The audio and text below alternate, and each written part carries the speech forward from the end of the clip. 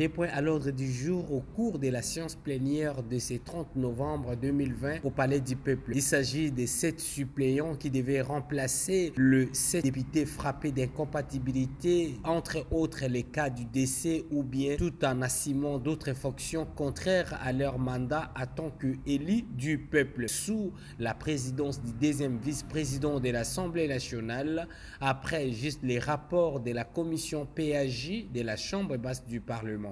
Suivez la cérémonie de la présentation de ces 7 suppléants qui viennent de remplacer les députés, mais également leur réaction dans ces reportages. C'est un Top 243 News.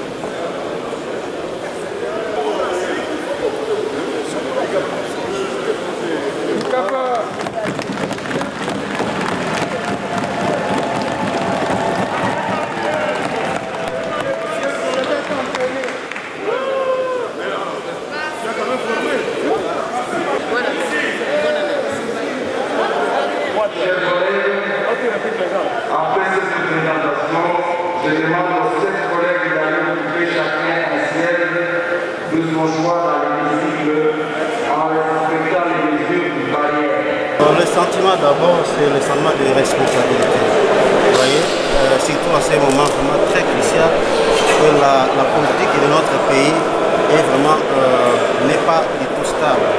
Alors ça, c'est un sentiment de responsabilité et de détermination à ce que nous puissions, ensemble avec ce que nous venons de rencontrer ici au niveau de l'hémicycle, ensemble, main dans la main, que nous puissions redorer cette image ternie de ces Malo Kamara Pierre, qui fut le président du bureau provisoire de l'Assemblée nationale.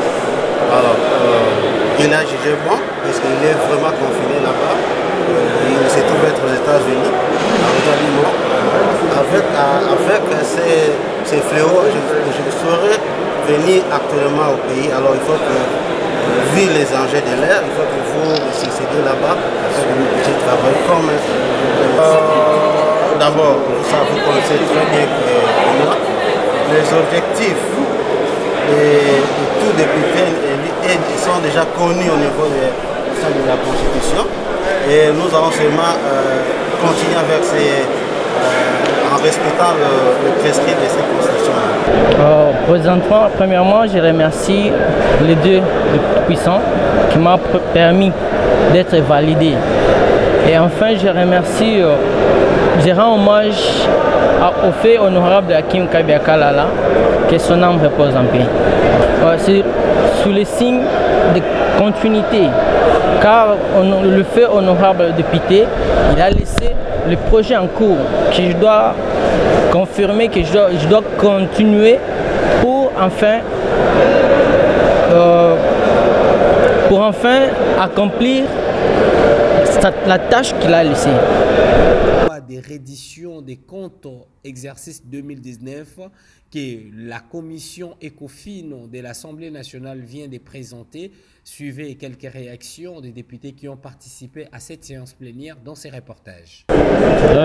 La loi de reddition, par principe, vous devez retenir, et c'est ça d'ailleurs que parfois les communs des mortels ne comprennent pas.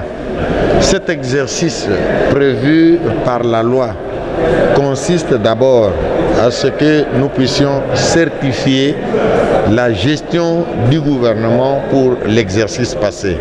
Il s'agit de l'exercice 2019. Et vous avez suivi lors de sa présentation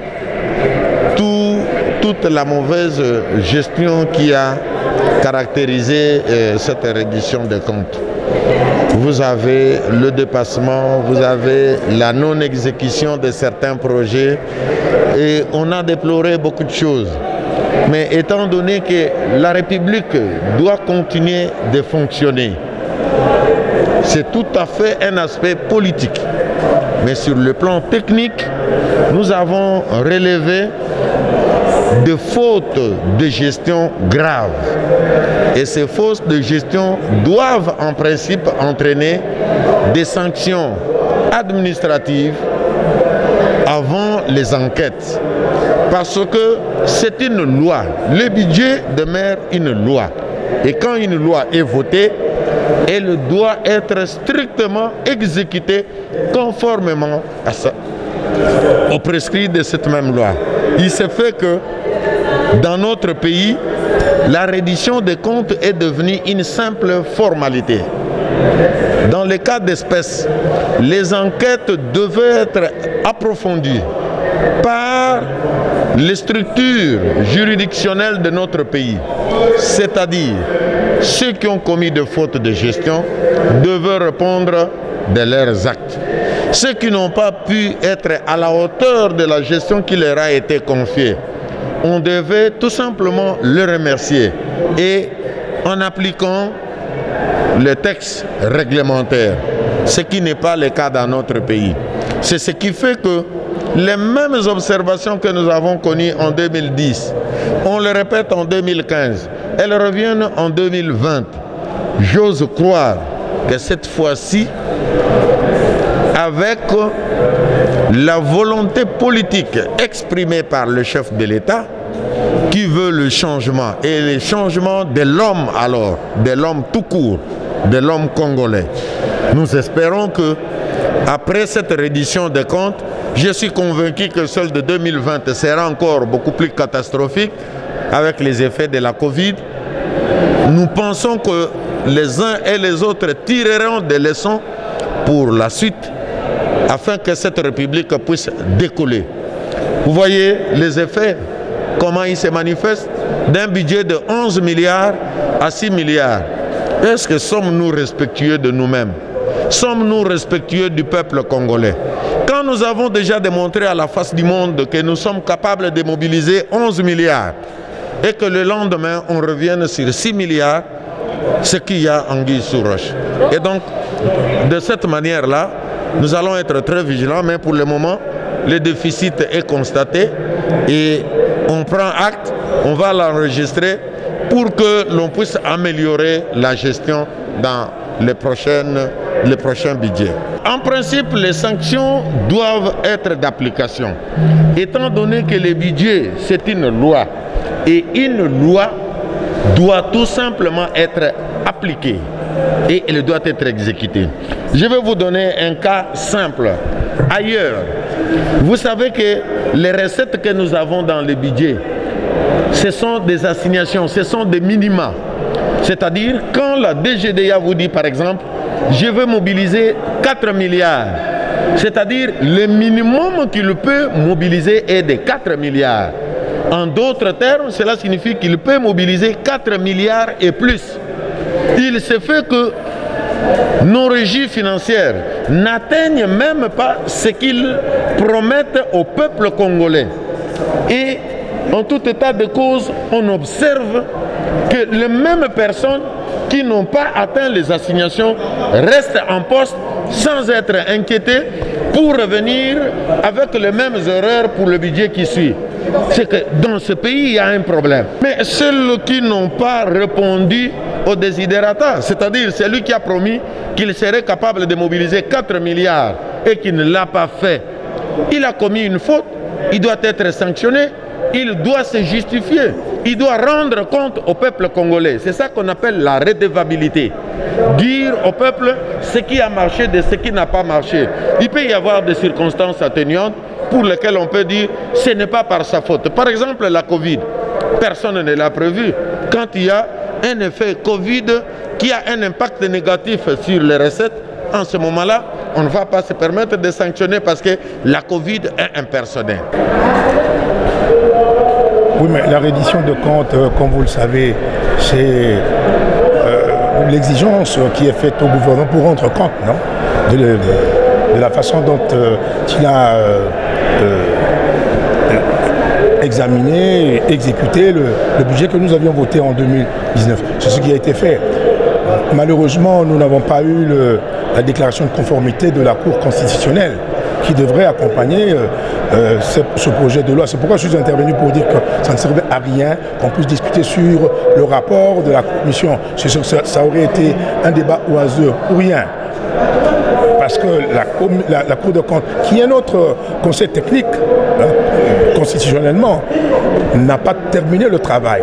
Elle a dit, elle a informé qu'elle poursuit le travail. En ce moment, on attendra. Quand la Cour de compte nous fera un rapport complet avec la déclaration de conformité, là où elle va établir les responsabilités sur les fautes de gestion ou d'autres fautes financières, et puis on va voir ce que nous pourrions faire comme recommandation éventuelle. Mais non, ça nous permet, et vous avez vu, c'est comme toujours, il y a des dépassements de crédit, il y a donc le rapport, par exemple,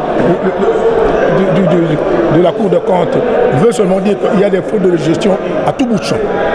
Et nous attendons que ce rapport complet soit fait pour faire un débat sur le rapport. C'est pourquoi j'avais dit, pour gagner du temps, parce qu'on travaille maintenant sur le mode de l'urgence. Il nous reste seulement 15 jours, alors que les amis du Sénat auraient dû avoir 20 jours, comme la loi sur les finances publiques de l'État l'exige. Il faut qu'on envoie la loi sur la reddition des comptes à la Chambre sœur, qui aura, disons, 10 jours pour qu'on attaque, que la Commission vienne nous présenter le projet de budget 2021. Parce que la famille politique FCC est en train de s'assimer. C'est une préoccupation par rapport à la situation de l'heure. Vous savez que tout le monde attend ce qui se passe au niveau ce qui s'est passé au niveau des consultations nationales. Et tout le monde attend les conclusions de ces consultations par une adresse du chef de l'État qui est très attendue. Et dans l'entretemps, il s'est dit beaucoup de choses sur une requalification éventuelle de la majorité parlementaire. Et vous savez que cette majorité parlementaire a été née d'abord par les FCC de manière indépendante, et cette majorité a été élargie dans le cadre de l'accord de coalition au cash. Alors maintenant qu'il y a des manœuvres allant dans le sens de renverser la situation, les FCC est en train de tout mettre en œuvre pour resserrer ses rangs et consolider sa majorité afin qu'une telle aventure n'aboutisse pas. Bon, voilà, il y a d'abord ça, mais nous le faisons tout en faisant de sorte que la Constitution de la République soit respectée dans l'esprit et dans la lettre. Voyez, et autant nous sommes prêts à poursuivre l'accord de coalition, autant nous souhaitons à ce que tout se fasse dans le respect de la Constitution, qui est la loi des lois, qui est la loi fondamentale, une Constitution qui a été votée au référendum à une large majorité par le peuple congolais. Et les FCC n'attendent pas marchander à ce niveau-là. Alors, quant au soutien à notre bureau et particulièrement à notre présidente, ça procède de la même logique. Vous savez que d'abord le pays a le privilège d'avoir pour la première fois une dame à la tête d'une chambre parlementaire importante comme l'Assemblée nationale. Et nous pensons aussi qu'elle est en train de faire son travail avec énormément de compétences et de loyauté. Et ça nous met mal à l'aise lorsque nous apprenons des situations déjà accident et difficiles à expliquer, qui a failli l'emporter physiquement. Et nous attendons aussi tout ce qui se mijote de gauche à droite pour renverser son bureau par une pétition, voyez, qui est au laboratoire, qui est en train d'être élaborée. Alors, devant tout cela, nous devons, nous, famille politique, FCC, réitérer notre soutien à notre présidente.